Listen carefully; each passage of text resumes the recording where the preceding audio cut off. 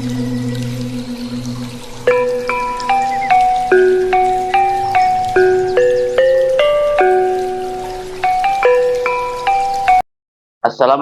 warahmatullahi wabarakatuh.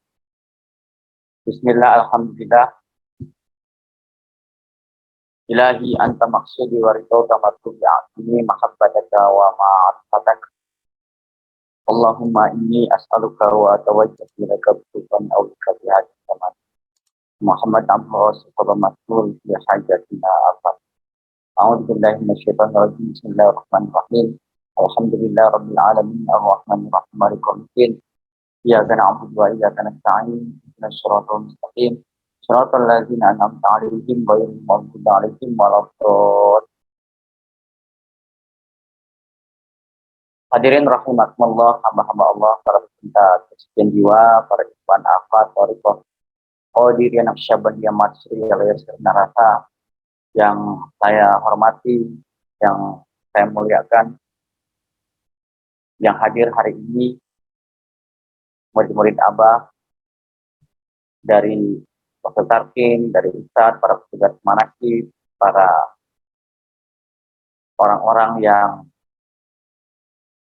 cinta kepada pengersa Abah dengan hartanya, dengan tenaganya.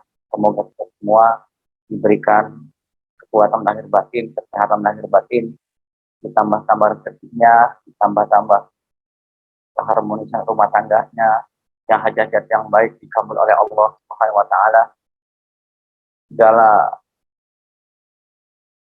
balai dijauhkan dari kita semua, baik balai lahir dan batin, dan kita semua dijadikan murid-murid yang istiqomah pada guru kita pengersa Abah dalam melaksanakan, mengamalkan, mengamankan, melestarikan thariqah Qadiriyah Naqsyabandiyah. Amin al-Fatihah. A'udzubillahi minasyaitonir rajim. Bismillahirrahmanirrahim. Alhamdulillahirabbil alamin arrahmanir rahim maliki yaumiddin. Iyyaka na'budu wa iyyaka nasta'in. Ihdinas siratal mustaqim. Shiratal ladzina an'amta 'alaihim ghairil maghdubi 'alaihim. Ibu bapak sekalian, mudah-mudahan harapan-harapan kita, doa-doa kita di awal ini, usai kita khidmat amaliyah manakib, kita sama-sama dikabul oleh Allah Subhanahu wa taala dan karamah barokah guru kita semua. Amin ya Allah rabbal alamin. Pada kesempatan sore ini kita bersyukur kepada Allah bahwa kita kembali manakib melalui online, memanfaatkan fasilitas yang Allah berikan, yaitu kecanggihan teknologi, sehingga kita berada dimanapun, baik di rumah, di jalan, di kantor, sedang memasak, atau sedang dalam kondisi apapun, maka kita bisa terus menyambung tali karomah barokah guru kita untuk keluarga kita, lingkungan kita, rumah kita. Kita bersyukur kepada Allah Subhanahu wa taala. Pada kesempatan sore ini saya akan memberikan sebuah motivasi inspirasi, karena inti daripada khidmat ilmiah adalah menurut saya sebagai motivasi, inspirasi untuk kita terus dalam istiqomah mengamalkan pikir kita. Dan hakikatnya adalah pengersa Abah yang layak untuk kita memberikan motivasi, inspirasi, karomah barokahnya sebagai khidmat ilmiah. Kita di sini hanya sebagai petugas, dan kita sama-sama mengingatkan di antara kita, tidak hanya untuk Anda, tapi untuk saya pribadi. Maka inti daripada kalimat yang muncul dari khidmat ilmiah adalah motivasi, inspirasi, menambah orang semangat berzikir kepada Allah, yang di dalamnya ada dalil-dalil, ada referensi, ada cerita-cerita karomah, cerita-cerita manqobah, dan lain sebagainya. Kalau kita lihat, kenapa sih ada orang yang semangat, ada yang tidak semangat? Ada orang yang gigih, ada juga orang yang tidak gigih. Ada orang yang dia sangat luar biasa istiqomahnya, ada juga orang yang tidak istiqomah. Ada orang yang memburu, dan ada orang yang tidak memburu. Contoh dalam manakib PMO, pemburu manakib online, dan pemburu manakib offline. Karena ada murid-murid Abah yang memburu dimanapun ada manakib, dia kejar. Nah, semua itu punya motivasi. Dalam bahasa neuroscience namanya adalah punya meaning, punya arti. Apa arti bagi saya? Apa arti bagi kita? Kenapa Anda bekerja menjadi pembisnis? Karena dia punya arti, sehingga dia menikmati hidup. Ada orang mau ke Baitullah, ke Ka'bah dengan jalan kaki, atau dengan naik sepeda, atau naik motor. Bagi kita, itu nggak ada meaningnya. Kenapa sih, kata Teh Susi, capek-capek lebih baik naik pesawat nyampe 9 jam. Gitu. Karena bagi Teh Susi, meaningnya berbeda dengan orang yang mempunyai perjalanan dengan sepeda sampai ke Baitullah sekian bulan. Meaning itu arti, punya makna. Ada orang ketika dia mempunyai arti yang positif, maka dia akan semangat. Tetapi artinya negatif, maka dia tidak semangat. Uang bagi dia adalah segala-galanya, dia punya meaning, kalau saya tidak punya uang, maka saya mati. Maka dia akan hidup selama-lamanya kejar uang. Orang yang dia tidak butuh uang seolah-olah karena mungkin dari keluarga orang yang banyak uang, atau mungkin hidupnya sudah, katakanlah, divonis gitu ya, meaningnya sudah tidak ada. Dia akan mengatakan, ya saya butuh uang tapi biasa aja. Maka dia tidak bergerak untuk betul-betul termotivasi mencari uang. Maka dia mencari jalan lain. Nah, artinya semua orang itu hidup tergantung motivasinya. Tergantung meaningnya. Kita punya pemaknaan apa terhadap sesuatu aktivitas. Seorang dai pada waktu Talqin Abah yang ceramah nggak berhenti-berhenti, dia keliling dan hebatnya materinya nggak pernah habis. Energinya nggak pernah habis. Karena dia punya meaning. Ini tugas dari guru saya, tugas daripada silsilah, tugas daripada Kanjeng Nabi Muhammad SAW, dan tugas daripada Allah. Maka energinya kuat. Dia punya meaning. Tapi ada orang yang males gitu ya, untuk ibadah. Karena meaningnya, hanya ibadah. Nanti asar, nanti jam 5 juga ada. Maghrib gampang, masih setengah 7 juga bisa. Isya nanti menjelang subuh juga masih bisa. Meaningnya berbeda dengan orang yang dia sholatnya rajin di awal waktu. Kenapa? Saya diajarkan oleh Abah sholat awal waktu. Kenapa? Siapa saja yang sholat awal waktu sebenarnya dia berjamaah. Berjamaah dengan siapa? Dengan siapapun umat di dunia yang melaksanakan sholat awal waktu itu. Terutama dengan guru kita penguasa Abah. Karena ketika waktu maghrib kita langsung sholat, waktu isya langsung sholat, waktu subuh langsung sholat, disitulah guru kita pun sholat. Hakikatnya kita sholat berjamaah dengan guru kita. Jadi kalau kita sebagai ikhwan ingin sholat berjamaah dengan Abah, maka sholat awal waktu, disitulah kita sholat berjamaah dengan pengurus Abah. Nah, dia punya meaning, maka dia akan semangat melakukan sholat awal waktu. Berbeda dengan orang yang tidak punya meaning, meaningnya biasa saja, sholatnya dilalai-lalaikan. Nah itu. Manakiban. Orang yang punya meaningnya biasa saja, hanya manakib, ritual 1 bulan 1 kali dalam torikoh. Maka dia manakib 1 bulan 1 kali. Dia tidak semangat ketika harus manakib setiap hari. Dia tidak semangat kalau manakib harus pagi, siang, sore, online atau offline. Tetapi bagi orang-orang PMO, pemburu manakib online atau offline, dia punya motivasi. Dia punya meaning. Oh ternyata manakib bagi saya adalah hidup segalanya. Di situ al-karomah barokah, saya rindu kepada ruh-ruh suci. Ketika manakib, disitulah hadir roh-roh suci. Ketika manakib, maka saya di situ terpaut hati kita dengan silsilah. Dan di dalam manakib ada raudhah, di mana raudhah adalah tempat di mana doa-doa kita terkabul. Waktu yang terkabul, yaitu ketika manakib. Maka di situ ada waktu mustajab yang dijaminkan oleh apa? Maka dia rajin manakiban. Nah ini punya meaning gitu ya, punya arti. Nah, maka orang tuh ada yang semangat, tidak semangat begitu. Saya punya kawan dosen itu semangat betul ngajarnya. Sampai ada satu kelas yang kalau dia melihat kelas itu kosong, dosen lain dia akan bilang, dosennya ada tidak? Tidak ada. Gimana kalau saya masuk? Saking semangatnya begitu ya. Saya tanya apa? Ternyata dia bilang bahwa saya hidup harus punya peran Mas Suhan. Kenapa? Peran saya adalah sebagai pengajar. Saya mesti memberikan ilmu pengetahuan kepada siapapun. Saya mesti menebarkan ilmu pengetahuan. Setiap hari hidup saya mesti bermanfaat. Maka jangan sampai saya ada waktu luang di kampus ini, ada waktu kosong, ada ruangan kosong, mahasiswa ada, saya masuk, saya mengajar. Dan mengajar dia semangat sekali. Dia punya meaning, ya, punya arti. Nah, kita bisa koreksi ke diri kita dalam hal apapun aktivitas kita. Baik aktivitas pekerjaan, aktivitas pergaulan, aktivitas ibadah. Kalau kita semangat, pasti punya meaning di otak kita, di pikiran kita. Ini punya makna. Tapi kalau misalnya kita malas, kita tidak bersemangat, pasti punya meaning juga. Tapi meaningnya adalah negatif, sehingga semua fisik kita pun menjadi malas. Nah, ini yang pertama, pemaknaan. Nah, maka kita lari kepada orang-orang yang ahli la ilaha illallah. Mereka punya pemaknaan yang luar biasa kepada kalimat la ilaha illallah. Mereka tidak mengatakan bahwa subhanallah, alhamdulillah itu bukan zikir, itu zikir, tapi afdalul zikri yaitu kalimat la ilaha illallah. Paling utama dari semua adalah kalimat la ilaha illallah. Kenapa mereka rajin zikir kalimat la ilaha illallah? Karena dia meyakini dengan sabda Kanjeng Nabi Muhammad SAW keutamaan zikir la ilaha illallah. Bahkan Kanjeng Nabi memberikan jaminan, mangkana akhiru kalami la ilaha illallah dakhalal jannah.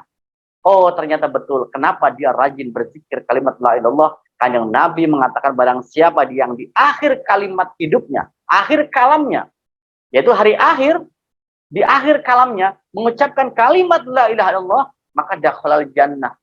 Rasulullah memberikan jaminan kepada orang ini untuk masuk surga. Pasti masuk surga. Maka dia semangat berzikir kepada Allah la ilaha illallah. Dengan la ilallah membersihkan hati. Dengan la ilaha illallah meningkatkan tauhid kita kepada Allah. Dengan la ilaha illallah maka tasfiyatul qulub. Dengan la ilaha illallah maka miftahul jannah dan lain sebagainya. Dia punya meaning terhadap kalimat la ilaha illallah. Maka hidupnya pasti dia semangat mengucapkan kalimat la ilaha illallah. Nah, ini. Kenapa? Karena dia menyadari hidup tidak hanya di duniawi, tetapi juga kita akan masuk ke area akhirat. Walaupun kita masih di dunia saat ini, kita tidak tahu kapan hari akhir, seperti pengersa Abah katakan, hari akhir sekarang, maka persiapan dia adalah mengucapkan kalimat ini untuk bekal dia di hari akhir, di akhirat nanti, di akhirat itu. Nah, maka dia semangat berzikir kalimat la ilaha illallah. Dia rajin ibadah, dia rajin salat tahajud, salat sunnah, karena dia meyakini bahwa setelah kehidupan ini ada kehidupan akhirat.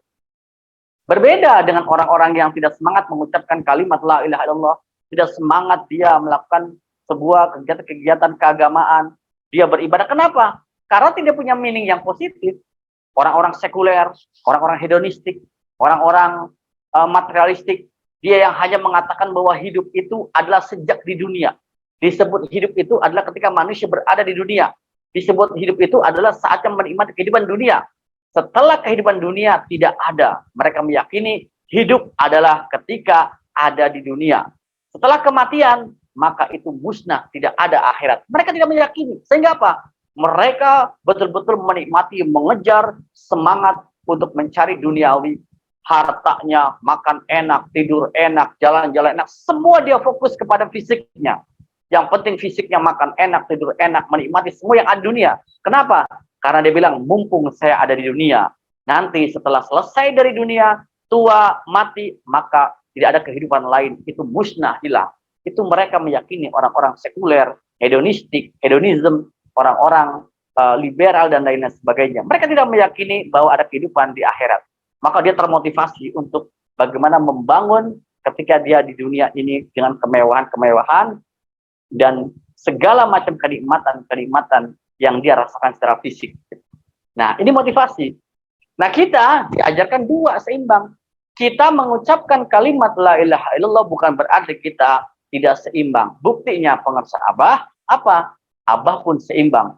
Kita di dunia, kita termotivasi mencari rezeki, menyambut rezeki.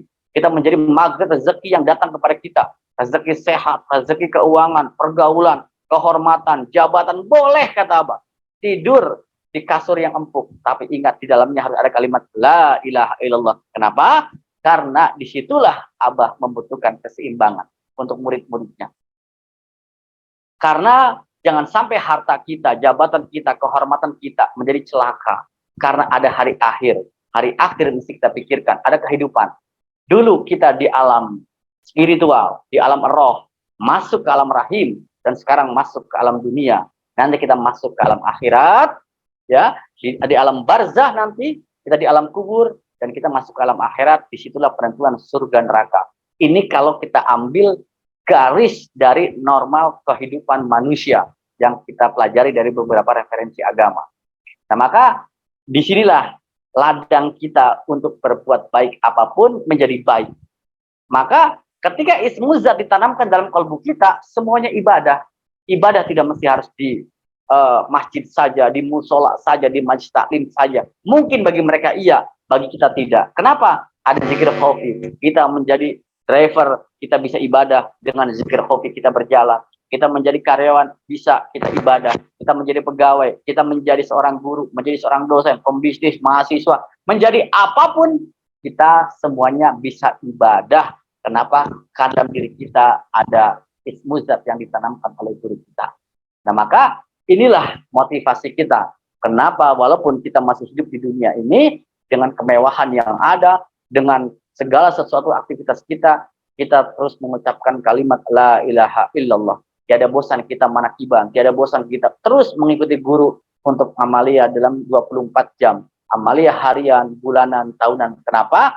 Karena kita punya meaning. Meaning kita sedang mengikuti Kanjeng Nabi Muhammad SAW yang melalui pewaris beliau sampai kepada silsilah yang hari ini adalah Syekh Muhammad Abdul Wahab Saifullah Maslim. Nah, inilah kita punya keyakinan, punya meaning, sedang mengikuti Rasulullah Sallallahu Alaihi Wasallam. Maka ibu bapak sekalian, para pecinta fashion jiwa, Ikhwan Akhwat rahimakumullah, kita mesti syukuri semua keseimbangan yang Abah berikan kepada kita ini. Kita punya meaning life, punya sebuah pemaknaan hidup yang luar biasa, seimbang lahir batin dunia akhirat, ada jasmani, ada rohani. Bersyukur kepada Allah. Abah dalam Fadhilul Syukur mengatakan syukur itu ada 3. Kita bersyukur dengan lisan, syukur dengan bil arkan, dan syukur dengan bil jinan. Syukur dengan lisan kita mengucapkan alhamdulillah. Kata Abah, kalau kita bersyukur alhamdulillah cukup. Kita nggak usah mengatakan alhamdulillah segini juga. Tidak ada segini. Hanya mengatakan alhamdulillah. Lumayan rezeki ini. Tidak ada lumayan. Tapi kata Abah, alhamdulillah. Kecil banyak, alhamdulillah. Itu tanda bersyukur kepada Allah. Tidak ada embel-embel. Lisan kita mengucapkan alhamdulillah. Cukup, stop, alhamdulillah. Ya, alhamdulillah. Tidak ada embel-embel lain. Ini yang pertama, Abah ajarkan bersyukur kita semua, alhamdulillah. Yang kedua, bil arkan syukur kita. Artinya apa? Secara fisik kita syukur dengan cara apa? Karena kita bersyukur kepada Allah atas nikmat ini, fisik kita gunakan untuk hal-hal yang positif. Fisik kita gunakan data untuk manakib. Fisik kita gunakan untuk sholat. Fisik kita gunakan untuk banyak mengucapkan kalimat la ilaha illallah. Fisik kita gunakan untuk bagaimana kita berdakwah, bersyiar. Kenapa? Bukti tanda syukur kita kepada Allah. Bil arkan. Pengersa Abah sangat bersyukur dengan pakaiannya, dengan gayanya, dengan jalannya, dengan duduknya, dengan senyumnya. Seluruh fisiknya dan performanya untuk bersyukur kepada Allah. Inilah syukur bil arkan. Maka kita mesti rapi, gagah. Kalau bisa kita punya baju yang terapi, terbagus, kita bawa untuk ibadah. Ini namanya syukur bil arkan. Yang ketiga, syukur bil jinan, yaitu zikir khafi yang ditanamkan Abah kepada kita semua. Kalau Teh Suci kemarin ketika ke Mekah, pasti Abah mengatakan, tutup mulut, rapatkan lidah, rapatkan gigi, suarakan kolbu, indah tawaf bottom, gitu ya. Artinya apa? Syukur bil jinan adalah hidupkan kolbu saja, tiada yang lain. Hidupkan kolbu saja, tiada yang lain. Itu kalimat Abah kepada saya. Abah bilang, syukur bil jinan adalah hidupkan kolbu saja, tiada yang lain. Artinya nggak ada yang hidup kecuali kolbu kita kepada Allah. Itulah syukur kita bil jinan, dengan roh kita, dengan kolbu kita. Nah, jadi syukur kita dari semua yang kita dapati hari ini untuk keluarga kita, maka kita syukur dengan lisan, alhamdulillah, dengan bil arkan, manfaatkan tubuh kita untuk mendengarkan yang baik, penonton yang baik, penyimak yang baik, data-data yang baik, dan bil jinan, kalbu kita terpaut kepada Allah dengan zikir khafi dimanapun, kapanpun kita berada. Syukur sempurna, alhamdulillah. Maka mudah-mudahan kita semua istiqomah, rasa syukur kita ini terus kita kembangkan, saling mengingatkan, saling memberikan motivasi, inspirasi, agar kita betul-betul bisa mensyukuri semua keadaan ini, bahwa kita sebagai murid Abah, sebagai ikhwan akhwat Abah, sebagai saudara-saudara Abah, seperti sahabat-sahabat Nabi. Nabi menganggap murid-muridnya adalah sahabat, dan Abah Awas menganggap murid-muridnya bukan salik, bukan murid, tapi ikhwan, saudara. Kita adalah saudara guru kita, subhanallah, alhamdulillah.